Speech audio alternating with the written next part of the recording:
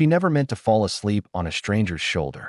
But when the plane touched down and she finally opened her eyes, the woman who had spent her life in glass towers and boardrooms found herself crying. Not out of embarrassment, but because of what that single dad sitting beside her had done while she slept. This isn't just a story about an awkward flight. It's a story about kindness. The kind that changes people, softens hearts, and reminds us that sometimes the people we least expect to meet are the ones who show us what really matters. Before we dive in, don't forget to like, subscribe, and comment below if stories like this touch your heart. You're watching Your Channel Name, where we share real, powerful stories that remind us of the goodness still left in the world. It was a cold morning at Chicago O'Hare Airport. Flight 292 was boarding for Los Angeles. And in seat 14 at Evelyn Carter, the 38-year-old CEO of a fast-growing tech company. Her assistant had booked her a last-minute flight after a week full of investor meetings and sleepless nights. She was tired, the kind of tired that coffee couldn't fix. Dressed in her signature navy suit, her phone never left her hand. Emails, contracts, projections, her whole life was lived through that glowing screen.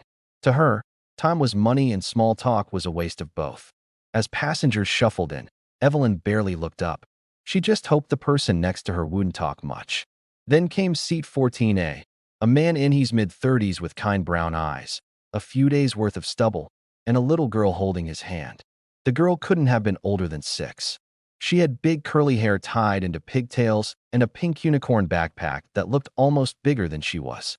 "Hi there," the man said, smiling as he helped his daughter settle by the window. "Sorry if she gets a little restless. Long flight." Evelyn gave a polite nod, eyes still on her phone. "I'm Daniel, head. And this is Lily." The little girl gave a shy wave. Evelyn smiled faintly and went back to her emails. But something about the way Daniel gently adjusted his daughter's blanket caught her eye. It was tender, patient, the kind of love she rarely saw in her world off deadlines and deals. As the plane took off, Lily fell asleep almost immediately, her head resting on her dad's arm. Daniel looked out the window, lost in thought. He didn't touch his phone once. About an hour into the flight, the cabin lights dimmed. Evelyn felt her eyelids growing heavy. The hum off the engine was almost hypnotic. Before she knew it, she had drifted off right onto Daniel's shoulder.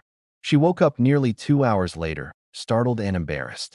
"Oh my God, I'm so sorry," she whispered, sitting upright. Daniel chuckled softly. "No worries. You looked like you needed the rest." But then she noticed something. Her phone, which had been slipping from her lap when she fell asleep, was now plugged into a power bank that wasn't hers. "I think this is your charger," she said. Daniel smiled. "Yeah, your battery was at 3%. Didn't want you waking up to a dead phone." Evelyn blinked, surprised. No one had ever done something so small yet so kind for her in years. "Thank you," she said quietly. They started talking after that. Slowly at first, but then more easily. She learned that Daniel was a single dad raising Lily on his own since his wife passed away 3 years earlier. In a car accident. "She was the love of my life," he said, glancing at his daughter, sleeping peacefully beside him. "I still miss her every day. But Lily, she's my reason to keep going." Evelyn listened. Really listened. It had been so long since she'd had a conversation that wasn't about money or markets. She found herself opening up too, telling him how her work had consumed her life, how she hadn't seen her parents in months, and how success somehow felt emptier than she'd imagined. For the first time in a long time, Evelyn felt human. When the flight attendant came by with snacks, Daniel ordered a juice box for Lily and declined anything for himself. Evelyn noticed. Later, when he went to the restroom, she quietly told the attendant to charge her credit card for their meals. When he returned, his tray table had a sandwich, chips, and a soda waiting. "I didn't order this," he said. Evelyn smiled. "Consider it my way off saying thanks for the charger and for sharing your story." He looked touched, maybe even a little embarrassed, but hinted, "Thank you. That's really kind." As the flight went on, they talked about everything from raising kids to chasing dreams. Daniel told her he was working 2 jobs, one at a hardware store and another delivering packages just to keep up with bills and Lily's school tuition. "She loves her school," he said. "It's small but really good for her. I'll do whatever it takes to keep her there." Evelyn felt something tug inside her chest. Here was a man who had lost almost everything, but still radiated hope. She couldn't remember the last time she'd met someone so genuine.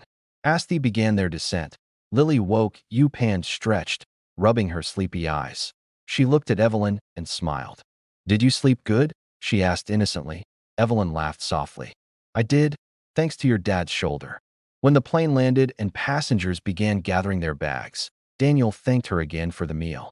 "Hey," Evelyn said before they parted ways. "Do you have a business card or something?" Daniel chuckled that I'm afraid I don't have fancy cards like you. She smiled.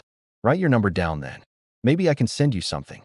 He hesitated, then scribbled it on a napkin. "Sure, but you really don't have to." "I went too," she said. They said goodbye at baggage claim. And as she watched him lift his daughter's small suitcase, something inside her shifted. The next morning, Evelyn couldn't stop thinking about Daniel and Lily. She sat in her office surrounded by glass, steel, and silence, and realized how far she drifted from the things that really mattered. That afternoon, she made a call. 3 weeks later, Daniel received a letter in the mail. Inside was a handwritten note and a check. "Dear Daniel," it read, "I haven't stopped thinking about our flight. Your strength, love, and kindness touched me deeply. Enclosed is something that might help with Lily's education. Please don't think of it as charity. Think of it as an investment in kindness in people like you who remind the rest of us what really matters. With gratitude, Evelyn Carter." The check was $4.25,000, enough to pay Lily's tuition for several years. Daniel was speechless. He picked up his daughter and hugged her tight. "See, sweetheart, there really are good people out there." But that wasn't the end. Months later, Evelyn was speaking at a leadership conference in New York. When asked about the most important lesson she'd ever learned, she didn't mention business strategies or innovation. Instead, she told the story of a flight from Chicago to Los Angeles and how a single dad and his little girl reminded her that success means nothing without compassion. She ended her talk with these words: "Sometimes the smallest acts of kindness, offering your shoulder, sharing a charger, or listening to Simeon's story can change more than a moment. They can change a life." The audience gave her a standing ovation, not because she was a powerful CEO, but because in that moment she was simply human, open, vulnerable, and real. Ash left the stage. Her phone buzzed with a message from an unknown number. It was Daniel. "Just wanted to say thank you again." Lily got her first report card. Straight A's. She says she wants to be a pilot someday. Evelyn smiled, tears welling in her eyes. Maybe kindness doesn't just ripple. Maybe it takes flight. If this story touched your heart, take a moment today to do something kind for a stranger, for a friend, or even for yourself. You never know whose life you might be changing. Thank you for watching your channel name where every story reminds us kindness still matters. Don't forget to like, comment, and subscribe for more stories that inspire hope and healing.